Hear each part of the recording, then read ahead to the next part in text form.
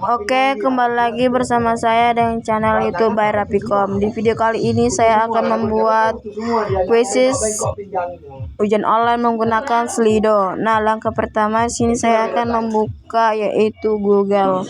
Setelah kita buka Google-nya, kita klik yaitu Quizzes Maker Free. Setelah itu kita cari ke bawah, kita scroll dulu. Kita cari yang namanya Slido, teman-teman, yang teks atau logonya warna hijau.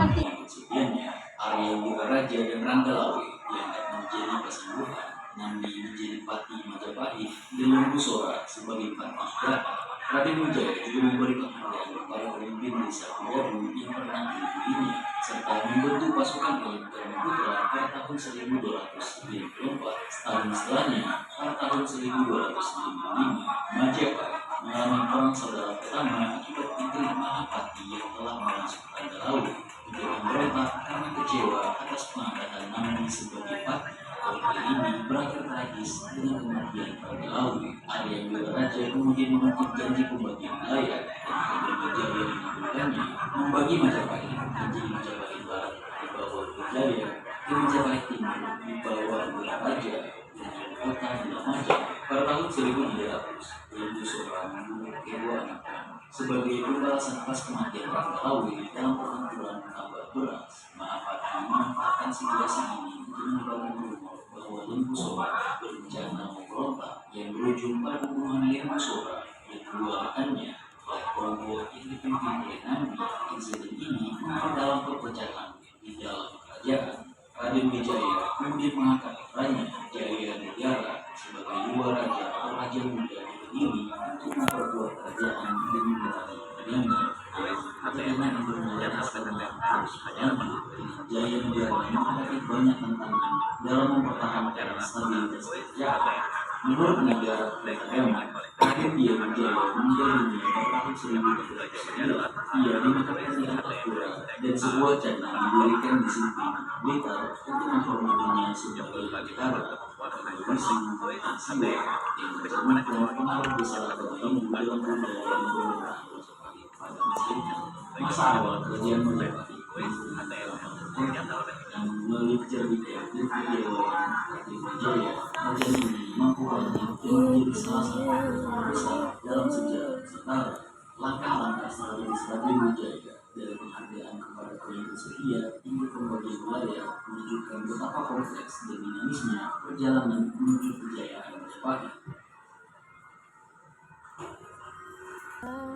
Setelah wafatnya Raden Wijaya, tahta Majapahit diwarisi oleh Jaya Negara. Ia berupaya memperkuat dan memperluas pengaruh kerajaan dengan meneruskan kebijakan ayahnya. Namun, masa pemerintahannya diwarnai oleh serangkaian pemberontakan dan ketidakstabilan politik. Nandi Sapati Majapahit melakukan pemberontakan karena Jaya Negara memperparah status ideologisnya yang bukan keturunan langsung dari Kertanegara. Pada tahun 1311, Nandi mengunjungi ayahnya yang sakit, Raja di Majapahit. Mahapati melaporkan bahwa Nandi sedang merencanakan pemberontakan yang membuat Jaya Negara pemerintahan serangan terhadap Nandi di tahun 1317. Pasukan Majapahit berhasil menguasai benteng Pajarakan dan Nandi beserta keluarganya tewas. Pada tahun 1319, Rakuti, salah satu anggota pasukan elit Brahmaputra, memberontak akibat ketidakpuasan terhadap Jaya Negara. Konflik ini membuat Jaya Negara mengungsi ke rumah kepala desa Barangga.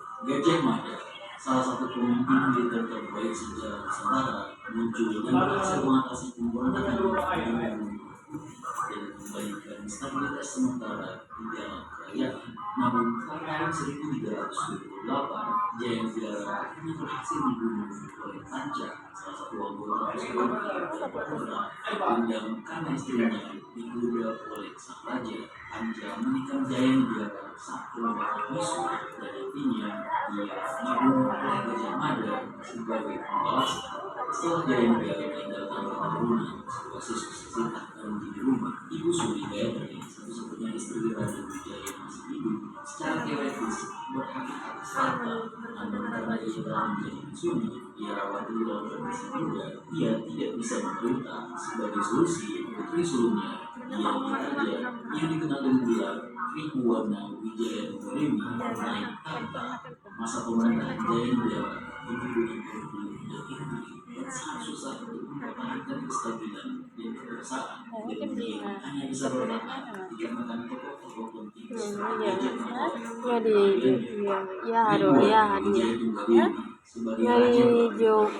telepon. mendapatkan sambutan hangat dari para pejabat dan rakyat Majapahit. Berbeda dengan kakak tirinya Jayanegara yang pernah memimpin sebelumnya, Tribuana memiliki karakteristik dan sifat yang lebih disukai oleh banyak pihak. Tribuana memulihkan kepercayaan para pejabat dan memperkuat fondasi kerajaan. Didukung oleh suaminya, Sri Kertawardhana, yang juga keturunan Singasari, ia memastikan stabilitas dan kepercayaan di dalam pemerintahan. Kepemimpinannya membawa perubahan signifikan dan struktur dan fungsi pemerintahan Majapahit. Tribuana menunjukkan kepemimpinannya dengan melakukan pemberontakan di Sabeng yang ketat pada tahun 1331. Dengan bantuan Gajah Mada, ia memimpin pasukan Majapahit untuk mengatasi proses yang indah atau kuat otoritasnya.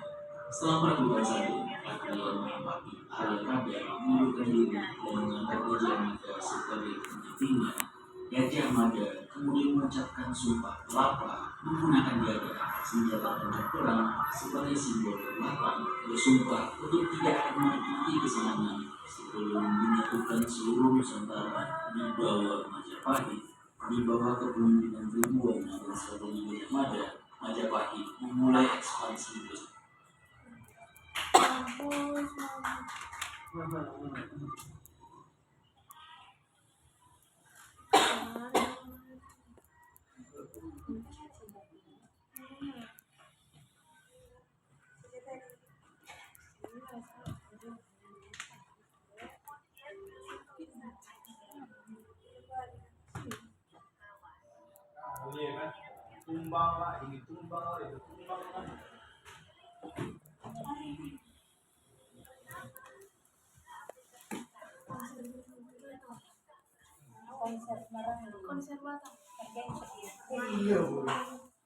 Mana ada konser Aci Toraba? Mana ada Aci kayak gitu Toraba niku? Jadi ya bagagi.